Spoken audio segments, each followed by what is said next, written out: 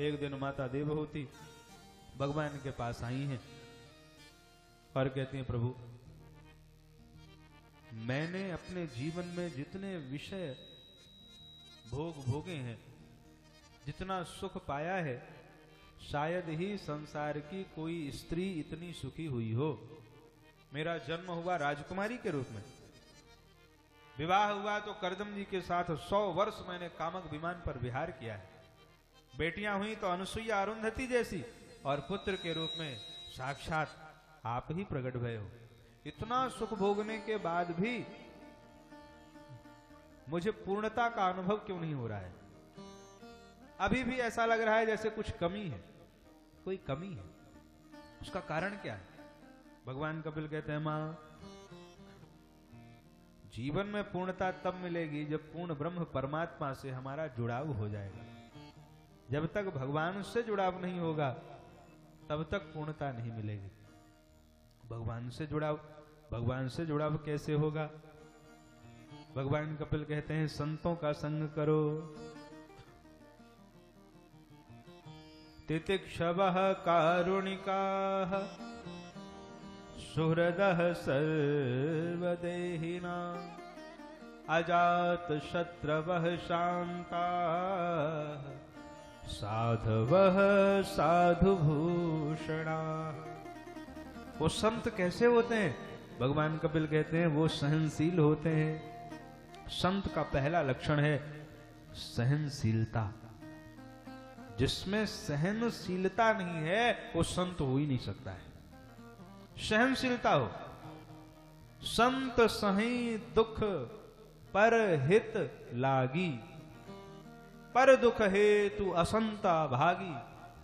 संत कौन है? जो सहनशील हो, जो दूसरों के लिए दुख सहे, वो संत है।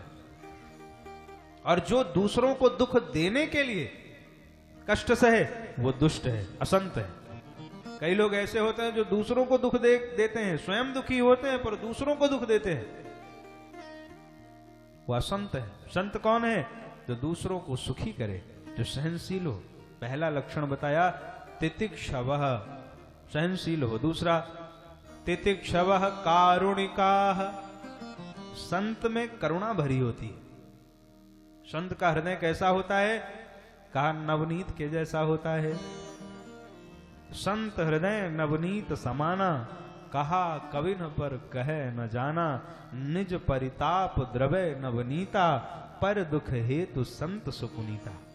संत का हृदय बड़ा कोमल होता है, इतना कोमल कि दूसरों के दुख को देख करके पिघल जाते हैं। तितिक्षवः कारुणिकाः और सुहृदः सर्वदेहिनां, वो सबके सुहृद होते हैं। सुहृद माने हितैषी, वो सबके हितैषी होते हैं। उनका न कोई अपना है न पराया है। और संत को ऐसी ही दृष्टि रखनी चाहिए, उसके लिए न कोई अपना हो ना पराया हो, सबको समान भाव से, सबको प्रेम दे, सबके कल्याण की कामना करे, वो संत है। तितिक्षवः कारुणिकाः। तीसरा लक्षण क्या है? सुहृदः सर्वदेहिनां। चौथा अजात शत्रवः शान्ताः। चौथा लक्षण है वो अजात शत्रु होते हैं। अजात शत्रु माने उनका कोई शत्रु, और जो अजात शत्रु होगा वही शांत होगा। अजात शत्रवः शान्ताः। जो अजात शत्रु है, जिसका कोई शत्रु नहीं है, वो क्यों चिंता करेगा भाई? अब एक बात बताओ, हम 10 गनर लेके घूमे क्यों?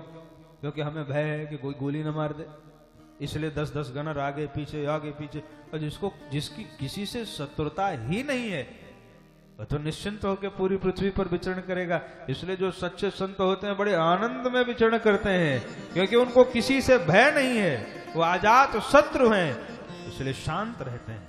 अजात शत्रवः शान्ताः साधवः साधु। ऐसे संतों का हमें संग करना चाहिए। जो संतों का संग करते हैं उनके जीवन में आनंद ही आनंद हो जाता है।